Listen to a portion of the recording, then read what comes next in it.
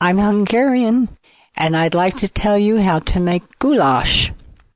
If you have a nice piece of beef, you cut it into 2-inch pieces, and you lightly salt it before you put it into the hot onion. As you're preparing the meat, you have in a large pan, slice some onion thickly, because the onion will make a nice juice if it's cut nice and thick. And very little oil is needed. And you will keep a kettle of hot water nearby. So when the meat has been cut up and the onion is almost transparent, then you add the meat. When the onion is nearly transparent, then you salt and pepper the onion, and you put on a generous spoon of paprika.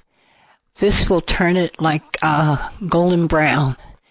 And you can then add just a very little bit of water.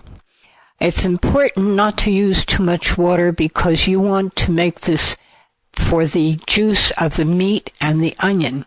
So when you put in the beef and you turn it on all sides, then you make the flame very low and you simmer it very slowly, and that will make the juice of the meat and enhance the sauce. As you go, make sure that the juice is not boiling away or evaporating. Just add water a little at a time. Now, when the meat is nearly done, then you cut up your vegetables, and carrots, potatoes, parsley, celery. Each of those can be prepared in advance and cut up into pieces the size that the meat has been cut up. And then when the meat is nearly done, I'd say about an hour cooking, then you add all the vegetables into it. There should be nice juice there. If not, add a little water, but not too much. Now, close it tightly because then the vegetables will cook in the steam.